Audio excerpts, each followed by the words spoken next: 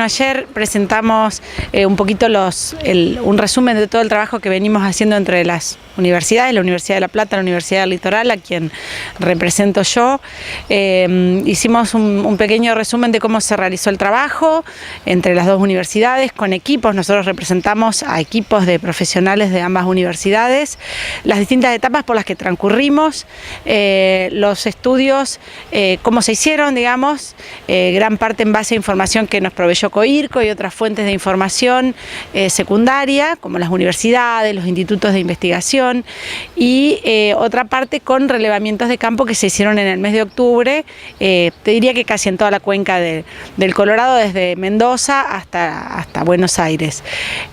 Comentamos la metodología usada para evaluar impactos y luego de eso hicimos un resumen de los principales aspectos que consideramos que esta obra tiene como beneficiosos y como incógnitas, no digo negativos porque hay aspectos que todavía no los tenemos definidos porque faltan más estudios, digamos, pero como interrogantes que nos planteamos y que planteamos al COIRCO para que se siga estudiando y se pueda llegar a tener un producto que ya va a estar a cargo de Nación, un producto de calidad en detalle y con una mayor precisión en algunos aspectos. No sé, Marcos, por ahí si quiere comentar, la Universidad de La Plata realizó todo lo que son las modelaciones del embalse y de la operación de la presa, así que bueno, por ahí Marcos en este tema es más posible que dé más precisiones él. Bueno, Marcos, la precisión es que puede llegar a dar un poco de lo que ha sido este estudio. Bueno, también comentarnos un poco cuánto tiempo demandó este estudio hasta poder llegar a una conclusión también. Sí, el estudio en total demandó 9 meses, ¿sí? De febrero a fines de octubre, principios de noviembre. Y en cuanto al alcance del estudio, como decía Daniela, hemos podido trabajar en algunos aspectos con mayor precisión y en otros con menor precisión, ¿sí? Respecto de las cosas que pudimos trabajar con mayor precisión, son las que tienen que ver con el proyecto y con la operación de la presa Portezuelo del Viento, ¿sí?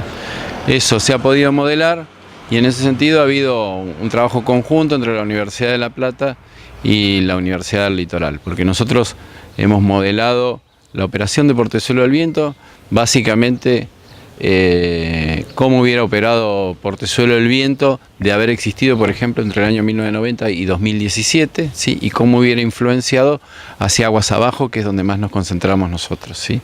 Cómo se hubiera modificado el régimen de caudales. Yo creo que gran parte de las incógnitas respecto de Portezuelo del Viento tienen que ver, por un lado, con la disponibilidad de agua y por el otro lado con calidad de agua, ¿sí? La disponibilidad de agua la hemos podido modelar desde la Universidad de La Plata.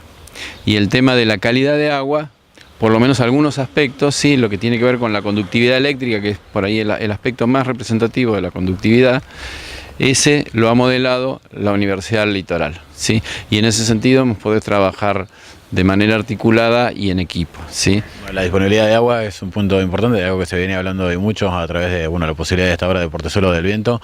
¿Va a mejorar un poco lo que es río abajo, por ejemplo aquí en nuestra zona de Río Colorado? Sí, básicamente en el tramo que va desde Confluencia o de Butarranquil hasta Casa de Piedra, pasa a ser un tramo no regulado a un tramo regulado. Entonces van a tener más previsibilidad en cuanto a la disponibilidad de la obra y más facilidad para el mantenimiento de toda la infraestructura, ¿sí? Porque las variaciones de caudal, ¿sí? Van a ser menores que las que tienen ahora. Daniela, repasando un poco, lo hablábamos también con Daniel Pietri, esta obra de Portezuelo del Viento tendría más beneficios para nuestra zona, para Río Colorado en sí y nuestra comarca, que las cuestiones que pueden llegar a ser negativas, ¿no? Sí, en general para los usuarios que consumen agua o lo que le llamamos los usos consultivos del agua, el proyecto estratégicamente está pensado para mejorar la disponibilidad, sobre todo, y uniformar y disminuir esas variaciones que por ahí son las que más afectan a los productores y a los usuarios. En cuanto a los otros usuarios que no se ven, que son los usuarios del ecosistema acuático, de los ecosistemas que viven del agua, de alguna manera que se nutren de estas variaciones de caudal que normalmente tiene un río como nos quedan interrogantes de saber realmente si si el impacto va a ser positivo o si el impacto tiene que tratarse y se tienen que arbitrar medidas para protegerlos.